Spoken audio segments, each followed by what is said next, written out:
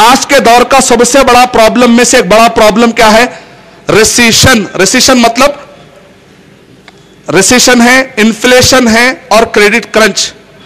Inflation کا مطلب ہے products are there but they are very expensive. Market میں پروڈکٹ موجود ہے لیکن وہ بہت مہنگا ہے تو کہتے ہیں انفلیشن. ریسیشن کا مطلب ہے products are there but there is no buyer to buy it.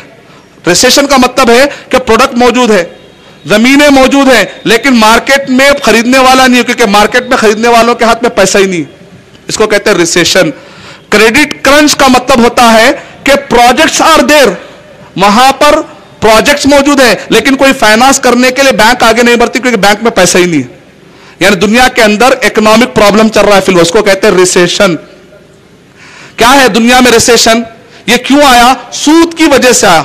اللہ تعالیٰ نے قرآن مجید میں ارشاد فرمایا یمحق اللہ الربا ویربی الصدقات.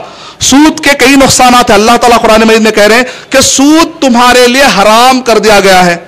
احل اللہ البیع وحرم الربا. سورہ بقرہ سورہ نمبر 2 آیت نمبر 275 276 277 278 279. احل اللہ البیع وحرم الربا. اللہ نے بزنس کو حلال کیا، سود کو حرام کر دیا. کیوں؟ کیونکہ اللہ تعالیٰ کہہ رہے ہیں یمحق اللہ الربا ویربی الصدقات. سود کی وجہ سے نقصان ہوتا ہے اور اللہ تعالیٰ کہہ رہے ہیں صدقات اور چیریٹی کی وجہ سے فائدہ ہوتا ہے. کیا نقصان ہوتا ہے؟ پہلا نقصان جو ہم کو سمجھ میں آتا ہے وہ ہے سود کی وجہ سے ان بیلنس اکانومی سسٹم ہو جاتا ہے. غریب ہوتا چلا جاتا ہے اور امیر ہوتا چلا جاتا ہے. اور جیمز رابرٹسن نے اپنی کتاب میں لکھا، غیر مسلم ہے، کہہ رہا ہے اپنی کتاب میں beyond dependency culture page number 114 114 میں کہہ رہا ہے کہ سود کی وجہ سے امیر ہوتا چلا جاتا اور غریب ہوتا چلا جاتا ہے. اسلام کی یہ بات ماننے کے لیے میں تیار ہوں. کہہ رہا کیسے ہوتا ہے؟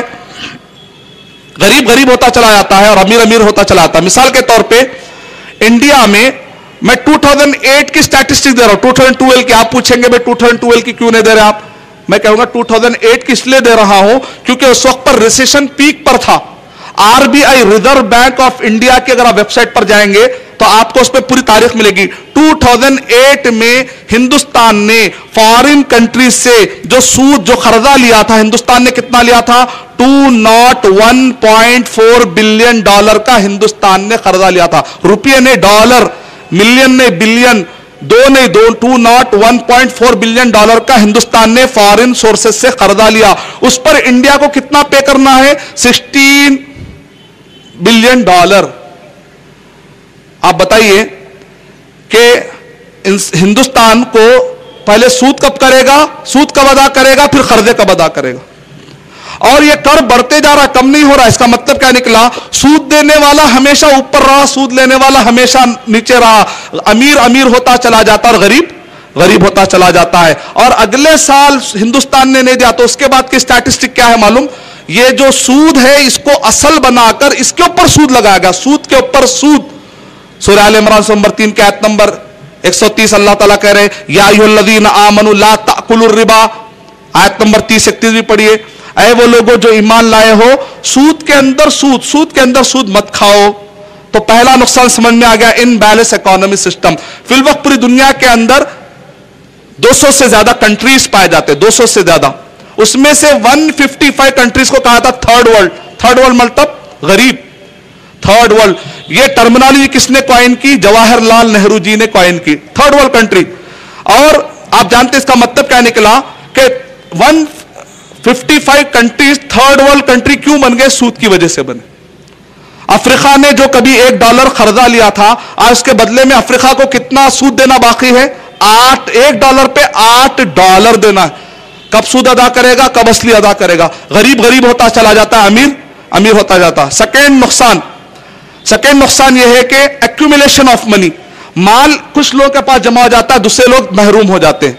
سود کی وجہ سے مال کچھ جگہ پہ جمع ہوتا ہے جبکہ دوسرے لوگ محروم ہو جاتے ہیں. مثال کے طور 2008 کی CIA فیکٹ بک کے مطابق ہم نے کیلکولیٹ کیا، GDP ریٹ نکالا. ہر ملک اور ہر کنٹری کا GDP ریٹ کے جیسے آپ پہنچ جا سکتے ہیں کہ فی الوقت پوری دنیا میں کتنی کرنسی ہے کہہ کر ہم نے 2008 میں مطالعہ کیا. کیوں؟ اس لیے کہ ریسیشن پیک پر تھا. میں اس وقت کی آپ کو بتا رہا ہوں اسٹیٹسٹک. उस वक्त पर पूरी दुनिया में कितना माल मौजूद था? $65.61 ट्रिलियन। 65.61 ट्रिलियन डॉलर उस वक्त पर दुनिया में इतनी करेंसी मौजूद थी। आप ताज्जुब करेंगे, इसमें का जो 50 पर, इसमें का 2/3, एक 3 में अगर बांटेंगे माल को, 2/3 कितने लोगों के हाथ में? 2/3 करेंसी ऑफ द वर्ल्ड कितने लोगों के हाथ में है? 50% ऑफ पॉपुलेशन। अगर दुनिया के 50% लोगों के हाथ में है तो फिर भी बात समझ में आ रही।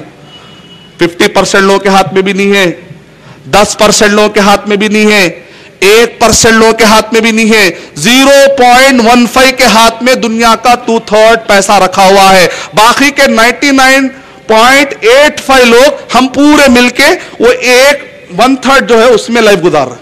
इसको कहते हैं एक्यूमुलेशन ऑफ मनी। सूरह हशर सूरह 59 के आयत नंबर 5, 6, 7 अल्लाह ताला कह रहे हैं, कैला यकून दुलतम बैनल अगनियाई मिनकुम, ऐसे इकोनॉमिक सिस्टम मत बनाओ कि माल सिर्फ अमीरों के पास रह जाए, गरीबे महरूम हो जाए। इस्लाम में ऐसा सिस्टम जायज नहीं है। इस्लाम में इसका हल क्या है? इस्लाम कहता है बिजनेस के साथ साथ इस्लाम चैरिटी को लाजिम करता है। नतीजे में मान लीजिए, अब जो मैंने आपको स्टैटिस्टिक बतलाई, ये 0.15 लोगों के हाथ में कितना पैसा है? 2/3 माल में का 2/3 रखा हुआ है। अगर ये माल में का ये लोग 10% अगर अल्लाह की राह में निकाल दें तो दुनिया के 155 कंट्रीज जो खर्दे में मुब्तला हैं, इन सबके खर्दे सूद के साथ अदा हो जाएंगे। सिर्फ 10% अगर दे देंगे चैरिटी। अगर ये लोग अपने माल में का 5% देंगे, 133 कंट्रीज आजाद हो जाएंगे। अगर ये अपने माल में का 2.5% देंगे, ज़कात कितनी अदा करते हैं मुसलमान? अगर पूरी दुनिया में इस्लाम रहता तो पूरे मुसलमान अदा करते। 1.7 बिलियन मुस्लिम है, हम तो चाह रहे कि 7 बिलियन भी ज़कात अदा करें, पूरे मुस्लिम हो जाए, ये हमारी ख्वाहिश है। क्यों? ताकि पूरे लोग मिलकर अगर 2.5% अगर अदा करेंगे, 0.15 मतलब ज़कात के मद में आ गया बेचारा।